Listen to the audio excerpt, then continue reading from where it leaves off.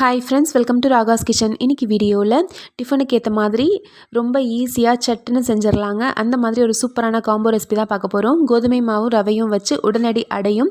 இதுக்கு சைட் டிஷ்ஷாக நல்லா காரசாரமான டேஸ்டியான பூண்டு மிளகாய் சட்னி எப்படி பண்ணலான்றதையும் பார்க்கலாங்க. ரொம்ப டேஸ்டியாக இருக்கும். அதுவும் இந்த காம்பினேஷனில் ட்ரை பண்ணி பாருங்கள், ரொம்ப சுவையாக இருக்கும். இப்போ ஃபஸ்ட்டு இந்த கோதுமை மாவும் ரவையும் வச்சு செய்யக்கூடிய அடை பார்த்துடலாம். ஒரு மிக்சிங் பவுல் எடுத்துக்கலாங்க. இதில் 1/4 லிட்டர் அளவுடைய கப்பில் 1 கப் அளவுக்கு வெள்ளை ரவை எடுத்திருக்கேன். உப்புமா ரவை இருக்குது இல்லைங்களா, அந்த ரவை.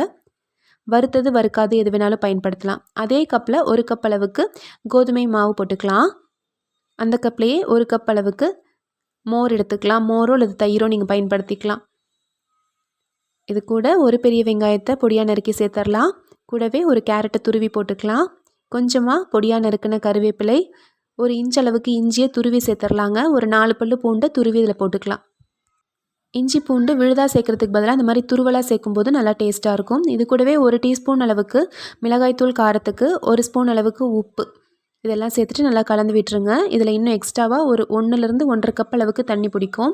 நல்லா திக்கான மாவாக ரெடி பண்ணி வச்சிடலாம். கொஞ்சம் கொஞ்சமாக தண்ணி சேர்த்து கலந்து விட்டுருங்க. ரொம்ப தண்ணியாக இல்லாத மாதிரி பார்த்துக்கோங்க. நல்லா அடமாவு மாதிரி நல்லா திக்காக இருக்கணும். இன்னும் ஒரு 1/2 கப் அளவுக்கு தண்ணி சேர்த்துட்டு நல்லா கலந்து விட்டுடலாம். இது கூடவே 1/4 ஸ்பூன் அளவுக்கு மஞ்சள் தூளும் சேர்த்து நல்லா மிக்ஸ் பண்ணிடுங்க. வீட்டில் இட்லி மாவு, தோசை மாவு இல்லாத போது சட்டுன்னு செய்கிறதுக்கு ரொம்பவே சிம்பிளான ஒரு ரெசிபியாக இருக்குங்க. அது மட்டும் இல்லாமல் ரொம்ப டேஸ்ட்டாகவும் இருக்கும். இந்த மாதிரி நல்லா கலந்து விட்டுருங்க. கலந்து விட்டுட்டு இது ஒரு தட்டு போட்டு மூடி ஒரு 10 நிமிஷம் மட்டும் ஊற வச்சா போதும். உடனேவும் நம்ம ஊற்றலாங்க. ஆனால் ஒரு 10 நிமிஷம் ஊறினதுக்கு அப்புறம் ஊற்றினோன்னா நல்லா சாஃப்டாக வரும். ரவை ஊறி இருக்கும். அதுக்கப்புறம் நம்ம செய்யும்போது நல்லா சாஃப்டாக இருக்கும். நல்லா கலந்து விட்டாச்சு. இதை ஒரு தட்டு போட்டு நான் மூடி வச்சிடுறேன். ஒரு 10 நிமிஷம் மட்டும் இது ஊறட்டும். அதுக்குள்ளார நம்ம பூண்டு மிளகாய் சட்னி ரெடி பண்ணிடலாம். ஒரு பவுலில் தண்ணி நல்லா சூடாக எடுத்து அதில் ஒரு 10 மிளகாய் ஊற வச்சுருக்கேங்க. ஒரு 5 நிமிஷம் ஊற வச்சாலே போதும். ஒரு 10 காஞ்ச மிளகாய் இந்த தண்ணியோட மிக்ஸி ஜாரில் போட்டுக்கலாம். இது கூடவே ஒரு 15லேருந்து 20 பல்லு பூண்டு, ஒரு சின்ன நெல்லிக்காய் சைஸ் அளவுக்கு புளி எடுத்துக்கலாம். ஒரு 1.5 ஸ்பூன் அளவுக்கு கல்லுப்பு போட்டுக்கலாம். இதெல்லாம் நல்லா நைஸாக அரைச்சி எடுத்துக்கோங்க. ஸ்டவ்வில் வானலி வச்சுக்கலாம். இதில் 2 டேபிள் ஸ்பூன் அளவுக்கு நல்லெண்ணெய் விட்டுக்கலாம். எண்ணெய் சூடானதும் கொஞ்சமாக கடுகு போட்டு, கடுகு நல்லா பொரிஞ்சதும் கொஞ்சம் கருவேப்பிலை போட்டுக்கலாம். கருவேப்பிலையும் நல்லா பொரிஞ்சதும் நம்ம அரைச்சி வச்சுருக்க விழுதை இதில் சேர்த்துடலாம். புளி உங்கள் டேஸ்ட்டுக்கு தகுந்த மாதிரி சேர்த்துக்கலாங்க. புளி கூட குறைய நம்ம போட்டுக்கலாம். இப்போ பாருங்கள், எண்ணெய் நல்லா காஞ்சிருச்சு. கடுகு, கருவேப்பிலை எல்லாம் நல்லா பொரிஞ்சதும் நம்ம அரைச்சி வச்சுருக்க விழுது அதில் சேர்த்துடலாம். ரொம்ப சிம்பிளாக செய்யக்கூடிய சட்னி, ரொம்ப டேஸ்ட்டாக இருக்கும். இது வதக்கும் போதே நல்ல வாசனையாக இருக்கும்.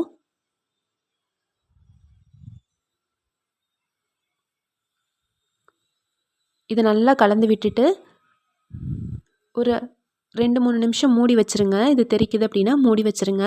மீடியம் ஃப்ளேமில் வச்சு இந்த எண்ணெயெல்லாம் நல்லா உள்ளே இழுத்து அதுக்கப்புறமா நல்லா பச்சை வாசனைலாம் போய் எண்ணெய் பிரிஞ்சு வர வரைக்கும் இதை நல்லா வதக்கிக்கோங்க. இதை நல்லா வதக்கிட்டு நம்ம ஸ்டவ் ஆஃப் பண்ணிடலாம். கொஞ்சம் கொஞ்சமாக அந்த பச்சை வாசனை நல்லா போகட்டும். மீடியம் ஃப்ளேம்லேயே ஒரு 5லேருந்து 8 நிமிஷம் கிட்ட ஆகும். இப்போ பாருங்கள், நல்லா வதங்கிருச்சு. எண்ணெய் எல்லாம் நல்லா பிரிஞ்சு வந்துருச்சு. இந்த அளவுக்கு ரெடியானதும் நம்ம ஸ்டவ் ஆஃப் பண்ணிவிட்டு இதை எடுத்துடலாம். இது வெளியில் வச்சுருந்தாலே 1 வாரம் வரைக்கும் கெடாமல் இருக்குங்க. நல்லா டேஸ்ட்டாக இருக்கும். இப்போ பூண்டு மிளகாய் சட்னி சூப்பராக ரெடி ஆயிடுச்சு. நம்ம ஆல்ரெடி ரெடி பண்ணி வச்சுருந்த அடமாவுக்கான மாவும் ஊறிடுச்சு. கிட்டத்தட்ட ஒரு 10-15 நிமிஷத்துக்கிட்ட ஆயிடுச்சுங்க. நல்லா ஊறிருக்கு பாருங்கள். நல்லா கலந்து விட்டுக்கோங்க. மாவுடைய கன்சிஸ்டன்சி இந்த மாதிரி இருக்கணும். ஸ்டவ்வில் ஒரு தோசைக்கல் வச்சுக்கலாங்க. கல் நல்லா சூடாகட்டும். கல் சூடானதும் 1லேருந்து 1.5 கரண்டி அளவுக்கு மாவு எடுத்து ஊற்றிக்கோங்க. இதை பாருங்கள், மாவு நான் எடுத்து ஊற்றும் போதே ரொம்ப தண்ணியாக இருக்கக்கூடாது, நல்லா கெட்டியாக இருக்கணும். இந்த மாதிரி இது இப்படி ஸ்ப்ரெட் பண்ணி விட்டுடலாம். கொஞ்சம் மொத்தமாகவே இருக்கட்டும். சுற்றி எண்ணெய் விட்டு மூடி வச்சு வேக வச்சுக்கலாம். மூடி வச்சு ஒரு 3 நிமிஷம் வேகட்டும். மீடியம் ஃப்ளேம்லேயே வேகட்டும். அப்போ தான் நல்லா வேகும். ஒரு 2லேருந்து 3 நிமிஷம் வேகட்டும்.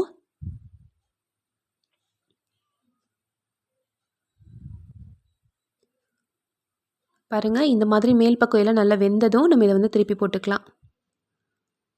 இன்ஸ்டண்ட்டாக செய்யக்கூடிய சூப்பரான ஒரு டிஃபன் ரெசிபியாக இருக்கும். கண்டிப்பாக ட்ரை பண்ணி பாருங்கள். ரொம்ப சுவையாக இருக்கும். இப்போ திருப்பி போட்டுடலாம். நல்ல ஒரு கோல்டன் ப்ரௌன் கலர் வர வரைக்கும் இதை நல்லா 2 சைடும் நல்லா வேக வச்சு எடுத்துக்கலாம். நான் இன்றைக்கி வெள்ளை ரவை தாங்க பயன்படுத்தியிருக்கேன். வறுத்த ரவை தான் எடுத்திருக்கேன். நீங்கள் வெள்ளை ரவைக்கு பதிலாக கோதுமை ரவையில் கூட செய்யலாம். அதுவுமே ரொம்ப டேஸ்டியாக தான் இருக்கும். நான் இன்றைக்கி கேரட்டும் வெங்காயம் மட்டும் சேர்த்துருக்கேன். இது கூட நீங்கள் விருப்பப்பட்டீங்கன்னா கோஸ் கூட துருவி சின்ன சின்னதாக கட் பண்ணி நம்ம வந்து போட்டுக்கலாம். உங்களுக்கு பிடிச்ச காய்கறிகள் இதோட சேர்த்து நம்ம வந்து செஞ்சுக்கலாம். 2 சைடும் நல்லா திருப்பி போட்டு பாருங்கள், கொஞ்சம் லேசாக அப்படியே ஒரு கோல்டன் ப்ரௌன் கலர் வந்திருக்கு பாருங்கள். இந்த அளவுக்கு நல்லா வெந்ததும் எடுத்து சர்வ் பண்ணிடலாம். சூப்பரான டேஸ்டியான உடனடி அடை ரெடி ஆயிடுச்சு. சிம்மில் வச்சுக்கோங்க. சிம்மில் வச்சுட்டு அடுத்த அடைக்கு நம்ம ஊற்றிக்கலாம். இது நல்லா ஒரு 2 அடை சாப்பிட்டாலே போதுங்க. நல்லா வயிறு நிறைஞ்சு ரொம்பவே சூப்பராக இருக்கும். நல்லா டேஸ்ட்டாகவும் இருக்கும். சின்ன குழந்தைங்க கூட விரும்பி சாப்பிடுவாங்க.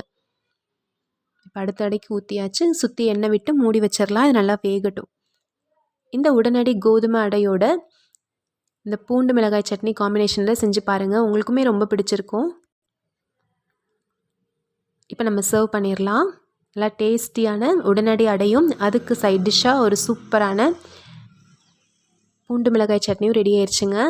இதே மாதிரி நீங்களும் ட்ரை பண்ணி பார்த்துட்டு இப்படி வந்துச்சுன்ற சொல்லுங்கள். இந்த ரெசிபி பிடிச்சிருந்துச்சுன்னா நம்ம சேனல் ராகாஸ் கிச்சனில் ஒரு லைக் கொடுங்க. ஃப்ரெண்ட்ஸ் கூட இந்த வீடியோவை ஷேர் பண்ணிக்கோங்க. நம்ம சேனலை சப்ஸ்கிரைப் பண்ணி வச்சுக்கோங்க. தேங்க்யூ.